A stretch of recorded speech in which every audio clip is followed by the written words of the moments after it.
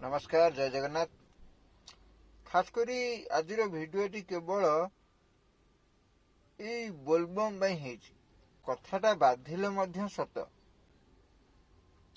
कहबार कथा बोलबम आ बोलबम भली ना लोक बोलबम को गोटे भक्तिर सहित भी मानु ना सेटा तो बोलबम ना सेटा गोटे फैशन आल्बम हो गला।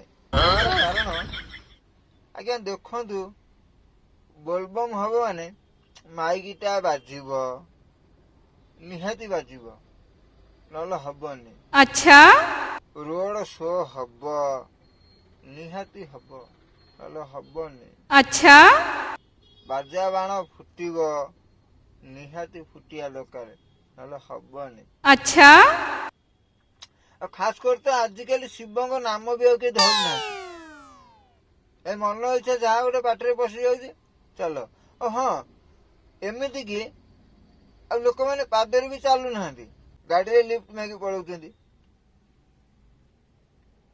साइकेल बस पलाउं। अरे भाई जेतिकी बाट भी हौ आपण से मंदिर पाखर उठे मंदिर पाखे मंदिर ढालतु किसी असुविधा ना कि एमती आम कौन कहले भल सुविधार जीवा माइक बजेଇବା से रोषणी करवा मेढ़ चल सबुठ बड़ कथा आज्ञा ये गोटे काष्टार मास यह एक पवित्र मास श्रावण मास एक पवित्र मास ताकू लोक मैंने अपवित्र कर दौरान कौन ना बोलबम सीना पालुंट कि ठीक से पालू ना सोमवार टा खाली प्याज रसुण छड़ा हम अरुआ खिया हम बाकी सबुदिन प्याज रसुण पियाज रसुण तो छाड़ू आमिष खाई चल कि टेंशन ना जेतिकी दिन जीव सेतिकी दिन आमिष पाल नले ना से बाबा मणि निटाणी हाँ एमती कले बाबा टाणिबेनि मो सीधा ऊपर को टाणी देलो बाबा। बोलबम ना गोटे फार्स चलती हुए तो 100 जन रु कौटी 5 जन भलसे मानुंट नियम मानुंट से काष्टा पूरण कर बोलबम जिम जीवा कथा जाती बाट भी हो जाऊँ सुरखुर पहुँचती कौटी गाड़ी घोड़ा जीवार ना सब करार ना है ठीक अच्छे साजा सजा ठीक अच्छे कि मेन कथा हूँ माइक बजेवा कौन निहाती आवश्यकता कि आ गोटे कथा ए माइक बजेवा द्वारा बहुत अघटन हो दुर्घटना घटू जिनसा कौन ना आपण मैंने देखिथे प्रति वर्ष श्रावण मासरे कोउटी ना कोउटी काउड़िया गाड़ी चढ़ी जाइथिबो नले काउड़िया गाड़ी कोउटी माड़ हो जाइथिबो काउड़िया डंगा कोउटी बुड़ी जाइथिबो एसबु आज्ञा पापर भार आउ किछि भी नुह केवल पापर भार। एप्रति मुझे आउ गोटे कथा भी कहना चाहूँगी कि समस्त ड्राइवर भाई मान केवल ड्राइवर भाई नुहति जो मैंने भी गाड़ी चलाउछंती सेमानकु मोर विनम्र अनुरोध आपण मैंने भल से रास्ता को नजर करंतु आम काउड़िया भाई मानू साइड दिंतु काउड़िया भाई माने आराम से जीवे से प्रति नजर रखंतु एवं रात्र काल डिपर लाइट ही व्यवहार करंतु कारण आपण हेडलाइट मारिबा द्वारा अपोजिट जो काउड़िया भाई माने आसंती सेमानक आखिरे लाइटा पड़े से चलने को असुविधा हुए।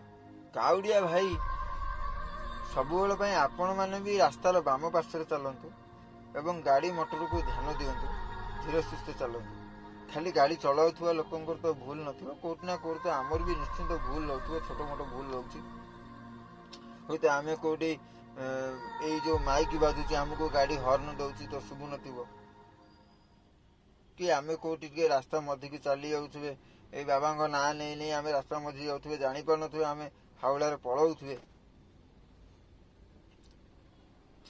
आ गोटे कथा है जे माइक बाजिबा द्वारा ए जो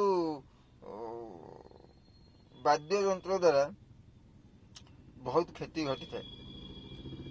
आपण काउड़िया भाई माने जो माइक नहीं जाउछन आगे गोटे गाड़ी पछरे गोटे गाड़ी आ जन जन अच्छे लाइन मझे भी गोटे गाड़ी चलती कहीं ना गीत न बाजिले पाद उठू गीत बाजा पड़ा आउ कौन पाद उठा दरकार ଏଣିକି ଗୀତ ବାଜୁ ନ ଯାହା ବାଜୁଛି ବାଜୁ, ପାଦ ଉଠିବା ଲାଗି ଗୀତ ବାଜୁ, ବାଜା ବାଜୁ, ଅନ୍ୟାନ୍ୟ ଯାହା ବାଜିବା କଥା ବାଜୁ, କିନ୍ତୁ ପାଦ ଉଠିବା ଦରକାର।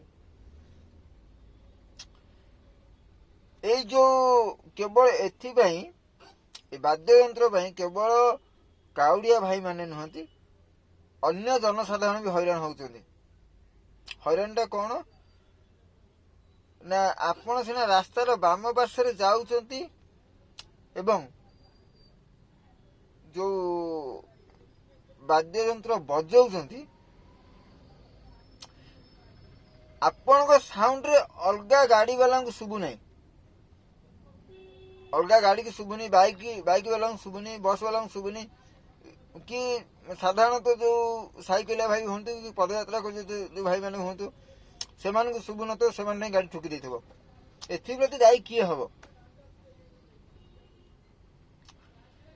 ବାଦ୍ୟଯନ୍ତ୍ର ଦ୍ୱାରା ବହୁତ କ୍ଷତି ଘଟୁଛି, ଏଥିପାଇଁ ଦାୟୀ କିଏ ହବ? ଆଉ ଯଦି ବି ବାଦ୍ୟଯନ୍ତ୍ର ବାଜୁଛି, ଆଉ ଟିକେ ଯଦି କମ୍ ସାଉଣ୍ଡ ବା ଭଲ୍ୟୁମ୍ ଦ୍ୱାରା ଯଦି ବାଜନ୍ତା ଆହୁରି ଭଲ ହୁଅନ୍ତା। ଏଥିପ୍ରତି ମୁଁ ପ୍ରଶାସନକୁ ନିବେଦନ କରିବି, ସେ ଯୋଉ ପରମିଶନ ଦଉଛନ୍ତି, ବାଦ୍ୟଯନ୍ତ୍ର ବାଜିବା ପାଇଁ ଗୋଟେ ପରମିଶନ ଥାଏ, ଯଦି ଦଉଛନ୍ତି ସେଇଟାକୁ ଟିକେ ନଜର କରନ୍ତୁ। ଏବଂ ଯଦି ବି ଆପଣଙ୍କ ପରମିଶନର ପରେ ବି ସେମାନେ ଜୋର ସାଉଣ୍ଡ ବା ଭଲ୍ୟୁମ୍ ଦଉଛନ୍ତି, ତ ସେଥିପ୍ରତି ବି ଟିକେ ଧ୍ୟାନ ଦିଅନ୍ତୁ। ଆଉ ଟୋଟାଲି ଉପରେ ଯଦି ବାଦ୍ୟଯନ୍ତ୍ର ନ ବି ରୁହେ, ସେ ସବୁଠୁ ଭଲ ହବ। ଏହି ଭିଡ଼ିଓଟି ମୁଁ କାହାକୁ ଦାୟୀ ଦେଇ କହିନି କିମ୍ବା କାହାକୁ ଦୋଷ ବି ଦଉନାହିଁ। ଯଦି କାହାକୁ କଥାଟା ଖରାପ ଲାଗିଥାଏ, ତାହେଲେ ଦୟାକରି କ୍ଷମା କରିଦେବେ। ରଖୁଛି, ଜୟ ଜଗନ୍ନାଥ। ଭିଡ଼ିଓଟି ଶେଷ ଯାଏଁ ଦେଖିଥିବାରୁ ଧନ୍ୟବାଦ। ସବସ୍କ୍ରାଇବ୍, ଲାଇକ୍, ସେୟାର, କମେଣ୍ଟ ନିଶ୍ଚୟ କରନ୍ତୁ। ଜୟ ଜଗନ୍ନାଥ, ଜୟ ଭୋଲେ ବାବା।